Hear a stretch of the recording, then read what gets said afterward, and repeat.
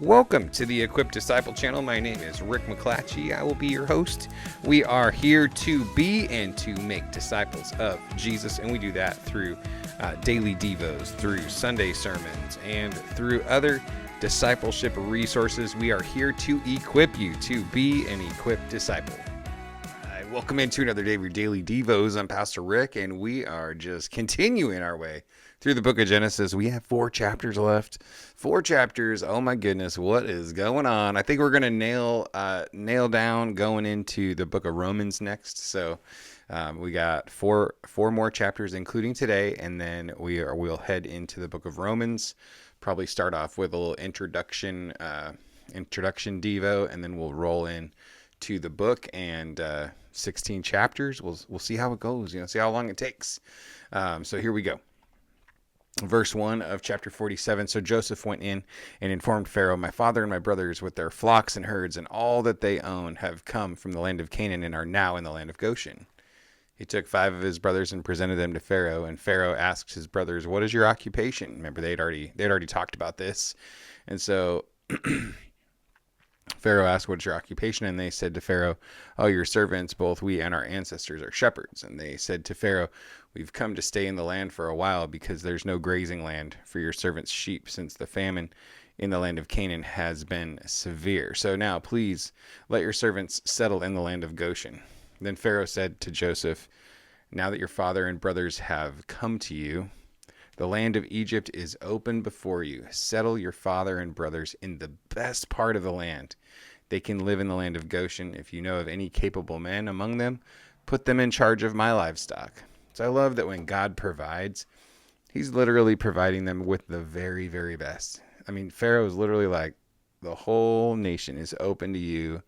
Pick what you want. Take the very best you want. We got you. Like, you are welcome here, and we honor you, and you have what you need. So cool. Not only that, but then they're getting promotion, right? They're getting job opportunities coming along the way. Hey, if they're capable men, put them in charge of my livestock. Like, I want people to take care of it. And I think for us in the workforce to be capable men and women of God in the workplace, so that they look at us and say, "Man, put them in charge of my stuff."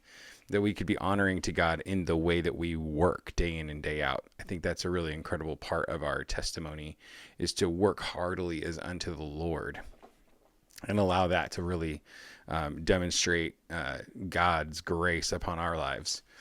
So Joseph brought his father Jacob and presented him to Pharaoh, and Jacob blessed Pharaoh. And it's well known that the person blessing the other person is greater. So there was this recognition, even by Pharaoh, because you don't receive a blessing from someone that you don't think has anything to bless you with. And so there was something in Pharaoh that recognized who Jacob was. I mean, obviously Joseph is his son, and Joseph is, obviously really impressed Pharaoh, and Pharaoh is basically still alive because Joseph showed up, right? And so Pharaoh says to Jacob, "How many years have you lived?" And Jacob said to Pharaoh, "My pilgrimage has lasted 130 years. My years have been few and hard, and they have not reached the years of my ancestors during their pilgrimages." So Jacob blessed Pharaoh and departed from Pharaoh's presence. Then Joseph settled his father and brothers in the land of Egypt and gave them property in the best part of the land of Ramesses, as Pharaoh had commanded. And Joseph provided his father, his brothers, and all of his father's family with food for their dependents. But there was no food in the entire region, for the famine was very severe, and the land of Egypt and the land of Canaan were exhausted by the famine. So this is the part that had come forth in the original prophecy that from the dreams that Pharaoh had, that Joseph interpreted. Joseph collected all the silver to be found in the land of Egypt and in the land of Canaan in exchange for the grain they were purchasing, and he brought the silver to Pharaoh's palace. When the silver from the land of Egypt and the land of Canaan was all gone, all the Egyptians came to Joseph and said, "Give us food. Why should we die here in front of you? The silver is gone." But Joseph said, "Give me your livestock, since your silver is gone. I will give you food in exchange for your livestock." So they brought their livestock to Joseph, and he gave them food in exchange. for the horses, the flocks of sheep, the herds of cattle, and the donkeys. And that year he provided them with food in exchange for their livestock. Then when that year was over, they came next year and said, man, we can't hide from our Lord. The silver is gone. All our livestock belongs to our Lord. There's nothing left for our Lord except our bodies and our land. Why should we die here in front of you, both us and our land, buy us and our land in exchange for food? Then we with our land will become Pharaoh's slaves. Give us seed so that we can live and not die, so that the land won't become desolate. In this way, Joseph acquired all the land in Egypt for Pharaoh, because every Egyptian sold his field. Since the famine was so severe for them, the land became Pharaoh's. And Joseph made the people servants from one end of Egypt to the other. The only land he did not acquire belonged to the priests, for they had an allowance from Pharaoh. They ate from their allowance that Pharaoh gave them. Therefore, they did not sell their land. Joseph said to the people, understand today that I have acquired you and your land for Pharaoh.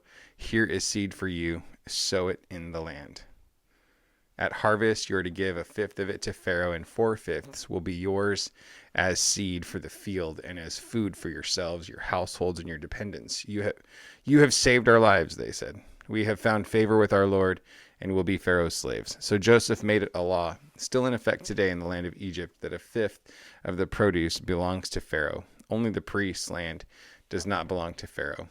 Israel settled in the land of Egypt, in the region of Goshen, and they acquired property in it and became fruitful and very numerous. So you can see there's this significant difference right here, as we've had this like long description of what was going on in Egypt because of the famine, and because they're like, what are we going to do? How do we survive? By us, but Israel settled in the land of Egypt, in the region of Goshen, and they acquired property in it and became fruitful and very numerous. So there's this clear line of demarcation in between the people of Egypt and the people of God. It does not matter. It does not matter the environment that you find yourself in, the situation that you find yourself in. It matters who you serve, because God is the God over all of it, and he can cause you to prosper no matter what the situation is. I think that's just one of the principles that just continues to bubble up out of each of these accounts that we read, is that God is not limited by the natural circumstances. Now, Jacob lived in the land of Egypt 17 years. Jacob lived in the land 17 years, and his lifespan was 147 years. When the time approached for him to die, he called his son Joseph and said to him, if I have found favor with you, put your hand under my thigh and promise me that you will deal with me in kindness and faithfulness. Do not bury me in Egypt. When I rest with my ancestors, carry me away from Egypt and bury me in their burial place. Joseph answered, I will do what you have asked. And Jacob said, swear to me. So Joseph swore to him. Then Israel bowed in thanks at the head of his bed. So probably the last thing is just, man. So Jacob lived in Egypt for 17 years. That's crazy. It doesn't seem like it, right? Because it seems like he gets there, he sees Joseph, he meets Pharaoh, boom, he's dead, whatever. So the last two things, I guess. One is, think of how much of Manasseh and Ephraim's lives that he got to witness, that he got to be a part of.